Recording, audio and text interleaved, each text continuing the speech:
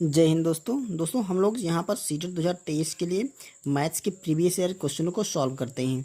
तो आइए आज का वीडियो शुरू करते हैं और आज हम इस वीडियो में कुछ महत्वपूर्ण मैथ्स के क्वेश्चनों को सॉल्व करते हैं जो कि हमारे सीटेट के पुराने पेपरों से हैं। दोस्तों अगर आपको सीटेट के पुराने पेपर देखना है तो हमारे चैनल की प्लेलिस्ट में जाइए, वहाँ पर इससे रिलेटेड हमने कई सारे वीडियो बना रखा है, आप वो देख सकते हैं। चलिए वीडियो शुरू करते हैं। यहाँ पर देखिए जो पहला क्वेश्चन है वो दे रखा है, यदि रूट ए दे रखा है 1058 गुणे रूट 648, ठीक है, बटे एक्स बराबर 18। तो एक्स का मान है, एक्स का मान हमें ज्ञात करना है। दोस्तों सीटी 2016 वाले एग्जाम का है। तो दोस्तों देखिए इसको क्या करना है, देखिए कि परफेक्ट रूट संख्या है नहीं, कोई दो में से कोई भी परफेक्ट रूट संख्या नहीं है, तो इसका हम डायरेक्ट तो स्क्वायर रूट नहीं निकाल सकते।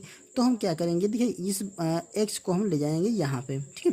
तो ये हो जाएगा आपका रूट के अंदर 1058 गुणा ये रूट के अंदर आपका हो जाएगा 648, ठीक है, बराबर ये हो जाएगा आपका 18 और x, ठीक है।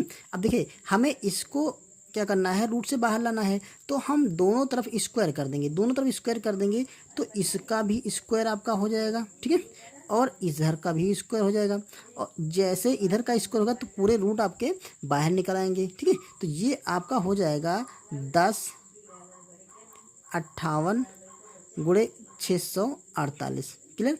अब यहाँ पर देखिए, यहाँ पर हो जाएगा आपका 18 गुणे 18 गुणे, देखिए 18 पे स्क्वायर करेंगे तो 18 18 हो जाएगा, एक्स पे स्क्वायर करेंगे तो आपका एक्स स्क्वायर हो जाएगा, क्लियर। अब देखिए जो ये 18 18 है इसको बराबर के इधर ले जाएंगे, या फिर आप इसको ऐसे लिख सकते हैं कि एक्स स्क्वायर बराबर हो जाएगा आपका 1058 गुणे 648 बटे आपका 18 गुणे 18 हो जाएगा, क्योंकि देखिए ये इसके मल्टीपल में है तो बराबर के इधर जाएगा तो डिवाइड में हो जाएगा, ठीक है। अब इनको हम कट कर लेते हैं, तो इसे कट कर लेते हैं। देखिए 18 से डायरेक्ट ये कट जाएगा, 18 से इसे काटेंगे तो 18 दूना 54, 18 दूना 36, 18 तीन 54, ठीक है, 3 बार लगेगा, 54 से 10 बचेगा, 64 हो जाएगा।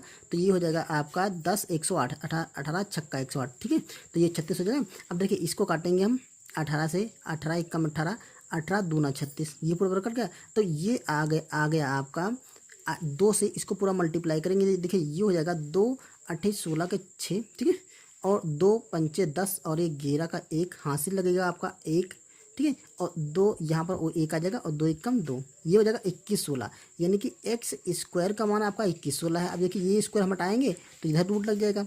अब ये देखिए जो ये संख्या दे रखी 21 16, ये 46 का स्क्वायर होती है, ठीक है। तो ये आपका 46 का आप स्क्वायर करेंगे तो 21 16 जाएगा। तो इस तरह से हम निकाल सकते हैं कि जो एक्स की जो वैल्यू होगी वो आपका 46 आएगी, यानी कि 46, ठीक है। तो इस क्वेश्चन का आंसर हमारा 46, ऑप्शन नंबर हम डी टिक कर देंगे। ओके, चलिए अगला क्वेश्चन देखते हैं जो कि सीटेट 2016 वाले एग्जाम का है। ये दे रखा है, क्वेश्चन है 2 1 2 3 3 6 4 8 और ये दे रखा है 14, ठीक है, 9 4 8 और 4 आंकड़ों का बहुलक, मध्यांक तथा परिसर का माध्य। देखिए बोल रहा है कि ये जो नंबर दे रखे हैं इनका हमें बहुलक निकालना है, मध्यांक निकालना है और परिसर निकालना है। अब जो ये निकलेगा उसका हमें माध्य निकालना है, ठीक है, ये तीनों निकलेंगे उसका माध्य निकालना है, समझ गए। क्वेश्चन कह रहा है कि ये जो संख्याएं दे रखी हैं इनका पहले हमें बहुलक निकालना है, मध्यांक निकालना है जिसको मध्यिका बोलते हैं, और परिसर निकालना है, फिर जो तीनों चीज़ों का हमें माध्य निकाल लेना है, ठीक है। तो इसके लिए हम क्या करते हैं, सबसे पहले जो ये संख्या दे रखी है इनको हम आरोही क्रम में लिख लेते हैं। आरोही क्रम में लिखिए या फिर अवरोही क्रम में लिखिए, तो सिंपल है, हम आरोही क्रम में लिखेंगे। तो देखिए सबसे पहले आरोही क्रम में क्या होता है, बढ़ते क्रम में लिखते हैं। तो सबसे पहले 1 आएगा, ठीक है, 1 के बाद आपका 2 आएगा, ठीक है, 2 हो गया, और 2 के बाद देखिए 2 2 बार है तो यहाँ पर हम फिर से 2 लिखेंगे, और इसके बाद आता है 3, तो 3 कितने बार है, 1 2 और 2 ही बार 3 है, तो यहाँ पर 3 कॉमा हम 3 लिख देंगे, ठीक है। 3 के बाद आपका है 4, 1 बार है, 2 बार है, 4 आपका 2 ही बार दे रखा है, और ये बार यहाँ, ठीक है, 4 3 बार है तो यहाँ पर हम 4 4 लिखेंगे, ठीक है। उसके देखिए 5 तो इसमें दे नहीं रखा है, 6 दे रखा है तो 6 एक बार में है, और आपका देखिए 6 एक ही बार में है, तो यहाँ पर हम लिख देंगे 6। 7 नहीं दे रखा है, आपका 8 दे रखा है, एक बार 2 बार 8 दे रखा है, तो यहाँ पर 8 8 लिख देंगे, ठीक है। आगे देखिए 9 दे रखा है तो यहाँ पर हम 9 लिखेंगे, और कहीं तो 9 दे नहीं रखा है, ठीक है, 9 दे नहीं, 10 नहीं दे रखा है, 11 नहीं देखा, 12 नहीं दे रखा, 13 नहीं दे रखा, 14 दे रखा है, ठीक है। तो यहाँ पर हम लिख देंगे 14। एक बार काउंट कर लेते हैं। तो यहाँ पर 13 संख्या है, यहाँ पर 13 संख्या। अब देखिए या जो कहता है इसका आंकड़ों का बहुलक, तो सबसे पहले लिखते हैं बहुलक।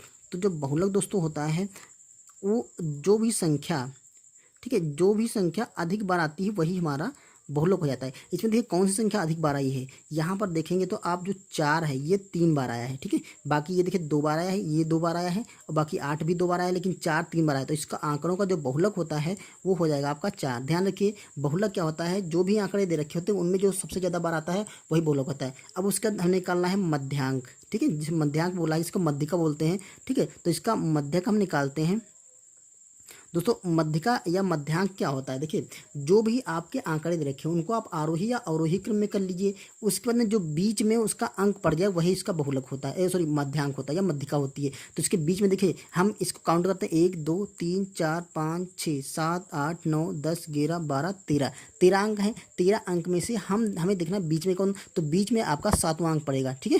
तो यहाँ देखिए 1 2 3 4 5 6, इधर के हम 6 अंक निकाल देंगे, और इधर देखिए इधर के हम 6 अंक 1 2 3 4 5 6 अंक निकाल दिया, बीच में हमारा ये वाला 4 बच गया, ठीक है। तो जो 4 बीच में पड़ता है वही आपका मध्यांक या मध्यिका होता, तो ये 4 आपका मध्यिका हो जाएगी। और उसके बाद कह रहा है इसका परिसर। अब दोस्तों परिसर क्या होता है, देखिए जो परिसर होता है वो क्या होता है, जिसका जो पहला सबसे छोटा वाला नंबर होता है, सबसे छोटा वाला नंबर और सबसे बड़ा वाला नंबर, इन दोनों का अंतर होता है। मतलब हम क्या करेंगे 14 और -1 करेंगे। यहाँ बड़ा वाला नंबर इसकी जो रेंज है 1 से लेकर के 14 तक रेंज है ना, तो हम बड़े वाले नंबर से छोटा वाला नंबर घटा देंगे, तो ये हो जाएगा आपका 13।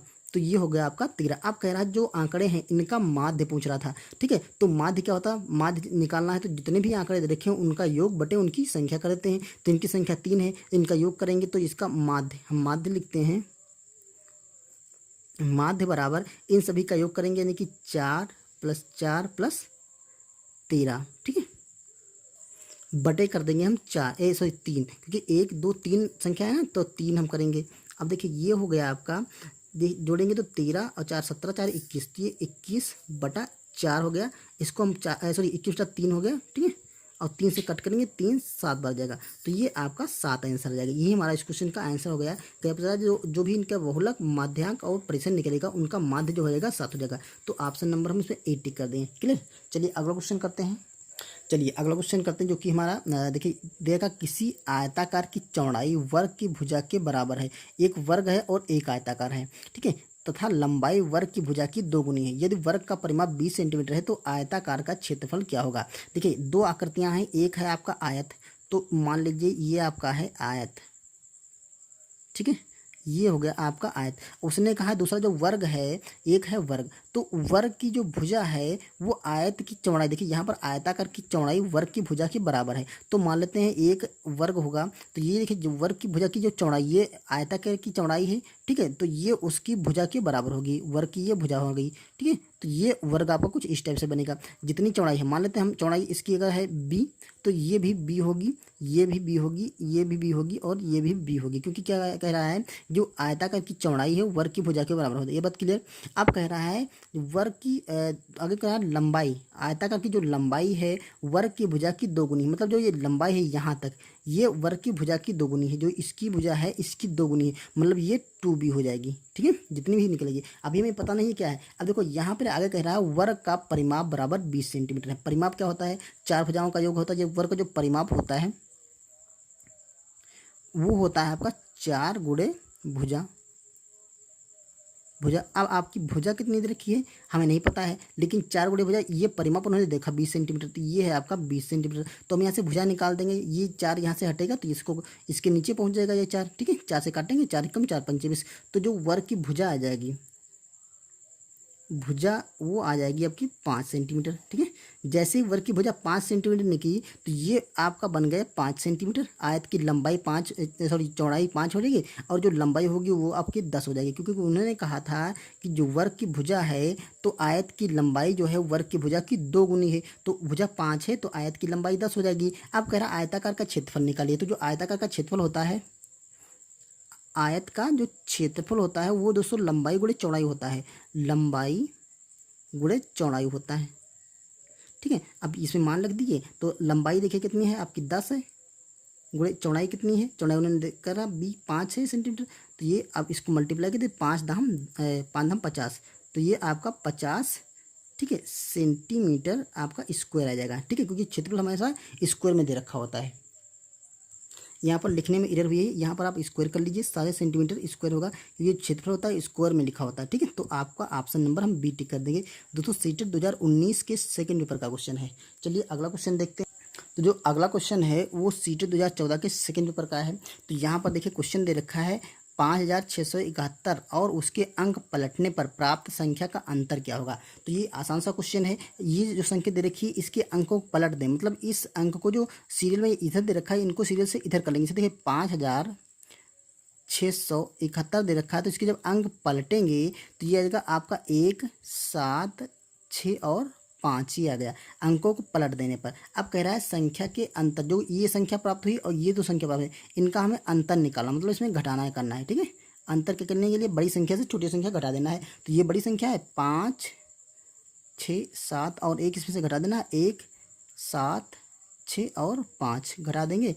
तो ये देखिए 11 से 5 जाएगा तो आपका 6 बचेगा, यहाँ पर 6 से 6 जाएगा तो आपका 0 बच जाएगा, और यहाँ पर देखिए जैसे 16 से 7 जाएगा तो 9 बचेगा आपका, यहाँ पर बचेगा 4, 4 से 1 जाएगा तो आपका 3 बचेगा, यानी कि 39, 6।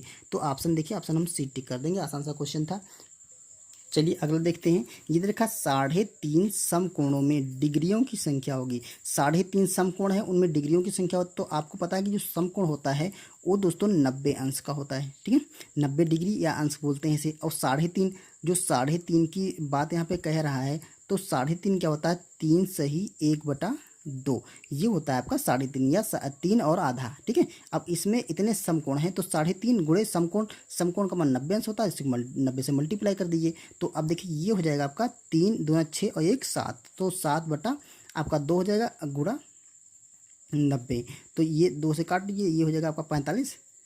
अब मल्टीप्लाई कर लीजिए तो 7 बचे 35 का 5 और 7 चौका 28, ठीक है, 28 और 3 31, तो ये आपका हो जाएगा 31। तो ये इतने डिग्री हो जाएगा, मतलब 315 डिग्री, ठीक है। तो ऑप्शन नंबर में इसमें ए लगा देंगे। दोस्तों दूसरा तरीका ये है कि आप ऐसे कर सकते, देखिए 3.5 समकोण है तो पूरे तो 3 है, तो 3 समकोण होंगे, यानी कि 9 और 90, 90 और 90, तो 9 तो 27, ये हो जाएगा आपका 270 अंश, ठीक है। और कह रहा है 1.5 मतलब आधा, तो 270, तो 90 का आधा होता है आपका 45, तो यहाँ पे आप 45 अंश ये जोड़ लीजिए। तो यहाँ देखिए यहाँ पे हो जाएगा आपका 5, 7, 4, 11 का 1 हाथ से लगे 3, 1, ठीक है, और 2, 1, 3, तो आप ऐसे भी निकाल सकते हैं, 315 अंश आ जाएगा। ओके, चलिए अगला क्वेश्चन करते हैं।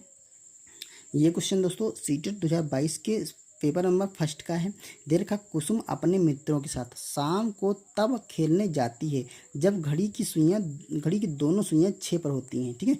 इस समय को 24 घंटे वाली घड़ी में क्या पढ़ा जाता है। आसान सा क्वेश्चन है। देखिए आपको यहाँ पर अगर आप घड़ी देख रहे होंगे, ये वाली घड़ी की बात कर रहा है, तो यहाँ पर यहाँ देखिए यहाँ पर होता है आपका 12, यहाँ पर होता है आपका 3, यहाँ पर होता है आपका 6 और यहाँ पर हम 9, सिंपली ये बना देते हैं, ठीक है। अब उसने कहा है घड़ी में दोनों सुइयां, मतलब जो मिनट वाली और घंटे वाली दोनों सुइयां आपकी 6 पर है। एक बड़ी वाली सुई होती है और एक छोटी वाली सुई होती है, तो ये घंटे वाली, ये मिनट। तो दोस्तों ये उसने एग्जैक्ट करके टाइम बताया है। अब उसने कहा है ये जो टाइम है, तो इस टाइम को हम मतलब जो 24 घंटे वाला समय होता है उसमें हम क्या पढ़ेंगे। तो देखिए सबसे पहले तो जिससे समझ लीजिए क्या बनेगा। ये देखिए जो 6 पर आएगा, हालांकि ऐसी कंडीशन कभी आती नहीं है, लेकिन उन्होंने थोड़ा माइनर डिफरेंस, क्योंकि जब 6:30, देखिए ये 6:30 की बात कर रहा है, 6:30 की, लेकिन जब 6:30 बजते हैं ये वाली जो सुई होती है थोड़ा आगे निकल जाती है, क्लियर। तो उसको यहाँ पे इग्नोर करते हुए दोनों सुई एक बार, तो मतलब 6:30 बजा है, ठीक है, यानी कि 6:30 है। और उसने कहा है शाम को, इसने बात कही है शाम की, तो जो शाम का समय होता है वो आपका है PM, ठीक है। और हमारा जो समय 24 घंटे वाला जुड़ता है वो रात के AM से जुड़ता है, यानी कि रात के 12 बजे से, ठीक है। तो ये देखिए 12 बजे से फिर जब दोपहर का 12 बजेगा तो 12 घंटे हो जाएगा। तो इसमें हम क्या करेंगे, 12 जोड़ देंगे, क्योंकि AM से जब PM की तरफ जाते हैं ना 12 जुड़ जाता है। तो ये 6 घंटे है, 6 घंटा 30 मिनट, और इसमें हम जोड़ देंगे आपका 12 घंटे और जोड़ देंगे, तो ये हो जाएगा आपका 24 घंटे वाला समय, ठीक है। तो 12 गुणा, तो ये हो जाएगा आपका 18:30, ठीक है। तो यही हमारा इस क्वेश्चन का आंसर हो जाएगा। जो हमारा 24 घंटे वाली घड़ी होगी उसमें 18:30 होगा। ठीक है, तो यहाँ पर देखिए ऑप्शन नंबर हम सी लगा देंगे 18:30। दोस्तों ये जो ट्रेन वाला टाइम नहीं होता है वो उससे क्वेश्चन रिलेट करता है। ठीक है, तो 24 घंटे वाला समय होता है। देखिए सुबह जो रात में 12 बजता है वहाँ से शुरू होता है, फिर 1 2 3 4 5 6 7 8 9 10 11 12, दोपहर में फिर 12 बजता है, फिर जो 1 बजता है दोपहर का उसको हम 13 बजे लिखते हैं। 13 फिर 2 14 15 16 17 18 19 20, शाम के जो 8 बजता है वो 20 हो गया। फिर जब 24 बजता है तो फिर से अगला 12 बज जाता है। ठीक है, तो ये होता है 24 घंटे वाला शेड्यूल। दोस्तों ये थे क्वेश्चन सीटेट के पुराने पेपरों से। उम्मीद है आपको पसंद आए होंगे और आपकी समझ में भी आए होंगे। अगर वीडियो पसंद है तो लाइक करिए, चैनल पर नए आए हैं तो सब्सक्राइब करिए। मिलते हैं नेक्स्ट वीडियो में किसी और पेपर के एक साथ ही क्वेश्चनों के साथ। ठीक है, तब तक के लिए थैंक यू।